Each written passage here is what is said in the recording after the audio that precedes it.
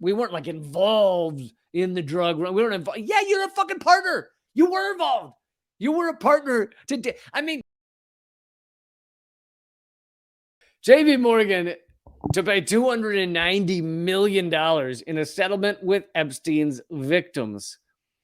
JPMorgan Chase reached a tentative settlement with sexual abuse victims of Jeffrey Epstein, the deceased financier, after weeks of embarrassing disclosures about the bank's long-standing relationship with him. The bank and lawyers for the victims said in a statement on Monday the proposed deal would settle a lawsuit filed last November in Manhattan by an unidentified woman on behalf of victims who were sexually abused by Mr. Epstein over a roughly 15-year period. When they were teenage girls and young women, the suit said the number of victims could potentially rise to more than 100.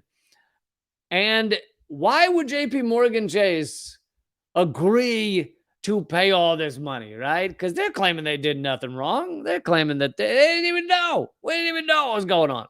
The settlement agreement was reached roughly 2 weeks after Jamie Dimon, JPMorgan's chief executive and one of Wall Street's best-known bankers, sat for a day-long deposition in which he said he had barely heard of Mr. Epstein before the financier's July 2019 arrest on federal sex trafficking charges.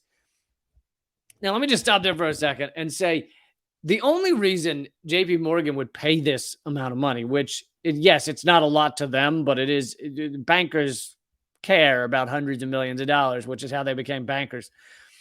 The only reason they would pay this is if they were afraid what would be revealed in this trial, what would be revealed in discovery, as it's called, what would be revealed as this continued to go on.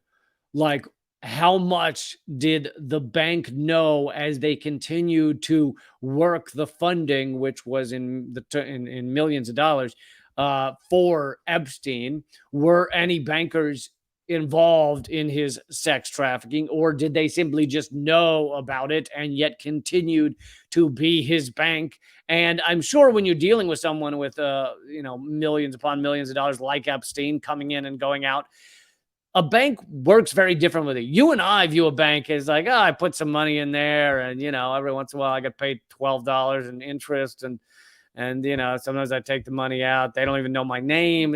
But when you're dealing with hundreds of millions of dollars like Epstein was, many bankers, they know you pretty well, and you become their friend. And it wouldn't shock me if you could find out that Jamie Dimon had been at dinners with Epstein or something like that. I mean, I don't know that any of that's come out, but I'm just saying, like, when you got hundreds of millions of dollars circulating, you know your bank differently. Your banker is more like a friend of the family at that point. And yet, JPMorgan Chase says, we had no idea. How could we have known that such a fellow would be so terrible? And I like this. New York Times just has to throw this in there. They always have to throw this in there in any article about Epstein. Epstein killed himself in August 2019 in a Manhattan jail cell. That's right. Epstein killed himself while alone in a jail cell. Other prisoners said they heard screaming just beforehand, because, when you're getting ready to kill yourself, you just you scream in those moments, but not before. So really just at the moment of killing yourself, you do a lot of screaming. Also, he had no access to anything except like a paper jumpsuit or something.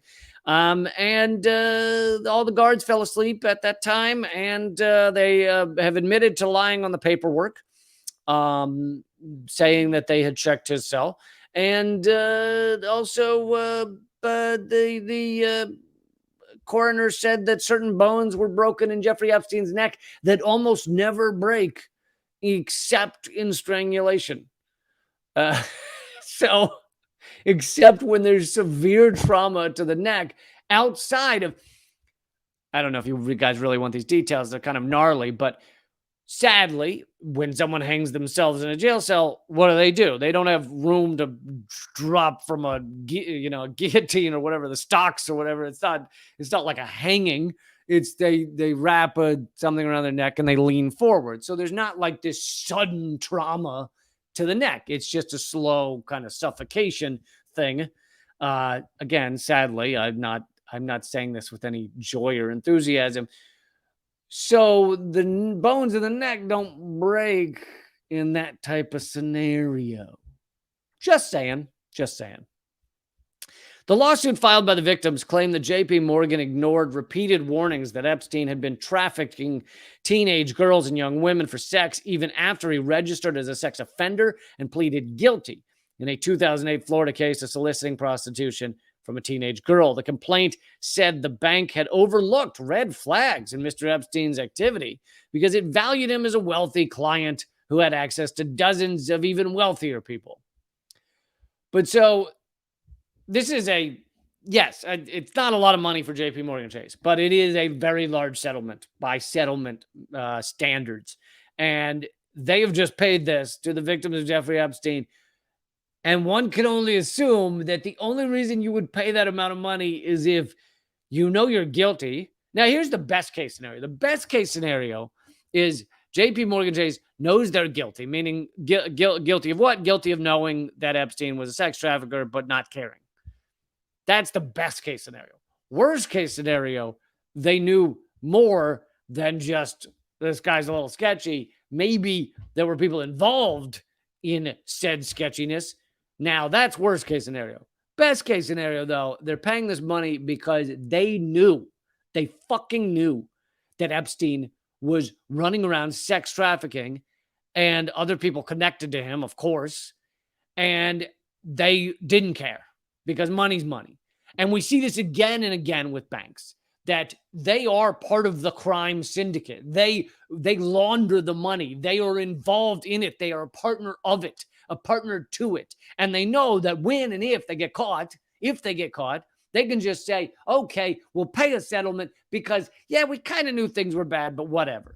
And that's exactly what happened with HSBC, where they were found to have laundered hundreds of millions of cartel drug money that they knew was cartel drug money. They knew that these are the worst of the worst cartels that are having people murdered, etc. And they knew that. And yet they're doing it anyway because it's good business. So yet they're not called part of the drug cartel. They're not called part of the sex trafficking. When in fact, they're a partner in it. They're a fucking partner in it. You cannot sex traffic with hundreds of millions of dollars circulating around without a banking partner. So JPMorgan Chase, at the minimum, was a partner to Epstein's crimes. But that's not how this is dealt with. Instead, it is dealt with as, oh, they shouldn't have turned a blind eye. HSBC was they were partner to the drug cartels, that these horrifying drug cartels that would murder people at the drop of a hat if they were competition. HSBC was partner to them, at least in those cases where they settled those lawsuits. And they knew that at the end of the day, if they get caught, they just look the other way. I mean, they say they look the other. They say, okay, you got us. We were dealing with the money from the drug cartels, but we weren't like involved in the drug. We weren't involved. Yeah, you're a fucking partner. You were involved. You were a partner to. I mean, and you know what's funny is if it weren't a big bank, if it were just a dude, if you're Escobar's accountant, then in the court system you are part of that drug cartel. If you're Escobar's accountant, but not with big banks. With big banks, it doesn't count. You're not part of the cartel. You're not part of the sex trafficking. Why not? They're partners. They're working with the guy. It's a fucking difference. But they just throw a few $100 million at it and they walk away. Can go back to whatever crimes they're doing now.